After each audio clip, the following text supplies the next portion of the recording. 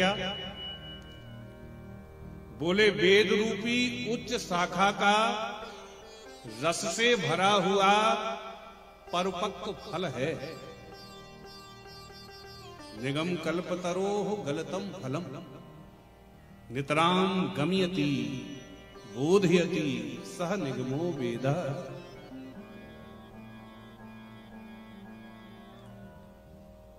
रस से भरा हुआ परिपक्व फल है।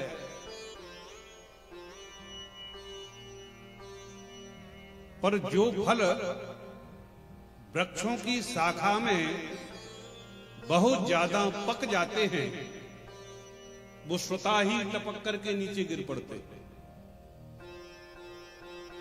और जो फल रसीले होते हैं वो गिरने पर फूट जाते हैं।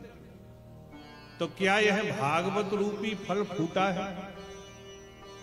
बोले ना, ये अखंडित फल है, खंडित फल नहीं। तो फूटा क्यों नहीं? जब रस से भरा हुआ है, पका हुआ है, स्वतः ही टूट करके नीचे गिरा है, तो फूट जाना चाहिए कि नहीं? फूटा क्यों नहीं? तो भागवत के एक महान टीकाकार प्रातः स्मरणीय पूज्यपाद श्रीधर स्वामी पाद अपनी टीका में लिखते हैं कि शिष्य प्रशिष्य शाखा पल्लव परंपराया सनई सनई अखंड मेवावतीर्णम नतुच्चिन पाते निष्पुटितम। ये धड़ाम से ऊपर से नीचे नहीं गिरा, फिर शाखा प्रति शाखा होकर के धरातल पर आया है, इसलिए नतु स्फुटितम। ये अखंडित फल है, खंडित फल नहीं। अच्छा, वेद रूपी उच्च शाखा का रस से भरा हुआ परिपक्व फल श्रीमद् भागवत है, और निश्चित रूप से यह फल मीठा है। अच्छा, क्या प्रमाण है? बोले फल का सबसे ज्यादा पारखी होता है तोता।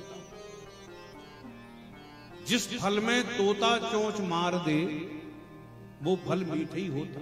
बोलो होता क्या? अरे होता हो तो ऐसे कर दो, नहीं होता हो तो ऐसे कर दो। बोलो राधे। वो फल मीठा होता है।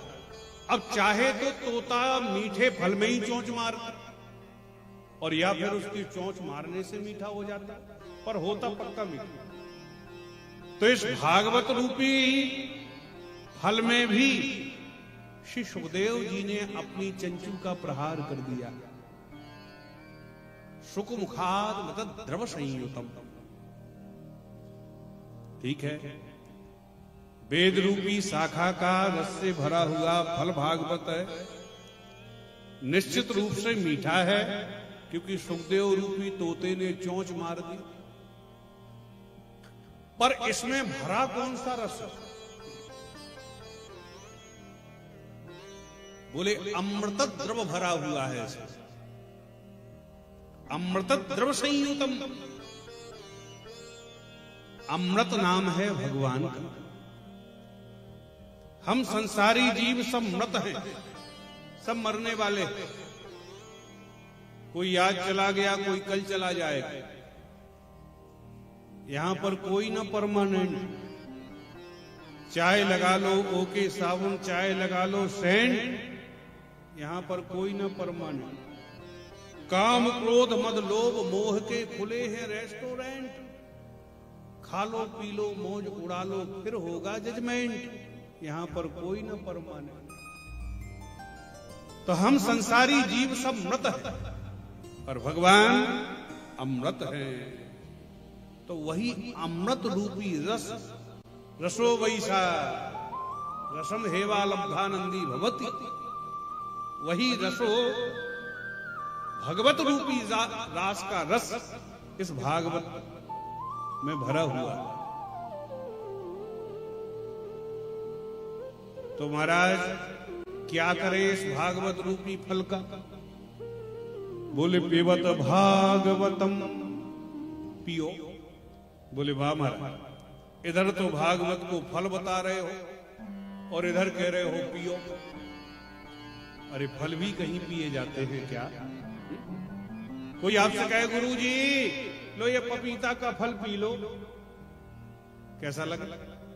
वो यही कहेगा कि भाई फल भी कहीं पिए जाते हैं। तो बोले फल तो नहीं पिए जाते, फिर फल का ही यदि जूस निकाल लिया जाए, रस निकाल लिया जाए, तो रस निकाल के फिर थोड़ी कोई कहता है कि लो महाराज जी ये अनार का रस है खा लो, फिर तो यही कहेंगे अनार का जूस है महाराज जी पी लो। तो ऐसे ही इस भागवत रूपी फल में भी छिलका गुठली का कोई काम नहीं है, रस ही रस भरा हुआ है, रस ही रस भरा है। और एक विशेषता और, क्या? संसार के फल जहां से पाए जाते हैं वहां से तो ये पवाया जाता है। संसार के फल मुंह से ही तो खाए जाते हैं, और भागवत रूपी फल को मुंह से खिलाया जाता है, तो पिया कहां से जाता? बोले कान रूपी दोनों को संभालो, बोलो राधे राधे। एक सज्जन बोले गुरुजी थोड़ी कथा लेट कर दिया करो। हमने कहा क्यों? क्योंकि गुरुजी दुकान बंद करके ही हम कथा सुनने के लिए आ पाते हैं, और दुकान बंद करके ही कथा हम सुनते हैं। तो हमने कहा बेटा वैसे तो कथा को तो दुकान खोल के ही सुनना चाहिए, दुकान खोल के ही कथा सुनना चाहिए, तो कथा सुनना सार्थक। तो पिबत भागवतम रसमालयम, पियो। कब तक पिए? बोले आलयम मोक्ष पर्यंतम, पीते चले जाओ, पीते चले जाओ। क्योंकि जो कथा सुन करके ये कहते हैं क्या महाराज क्या करें, वही तो कथा है, अब तो गली गली में कथा हो रही है, क्या सुनना? तो समझ लो उन्होंने तो भगवान की कथा के रस को ही नहीं चखा। क्योंकि जिस व्यक्ति को यदि सांसारिक व्यसन के भी रस लग जाते हैं,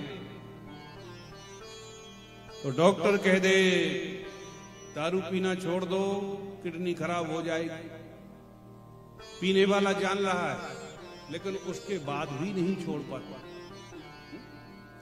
तो ये संसार के व्यसन भी लोगों को अपना गुलाम बना लेते हैं, और भगवान के कथा का, भगवान के रूप माधुरी लीला धाम का यदि चस्का लग जाए तो धावंती रसलम पटा, फिर उसका मन कैसे भर सकता है? ओ रामचरित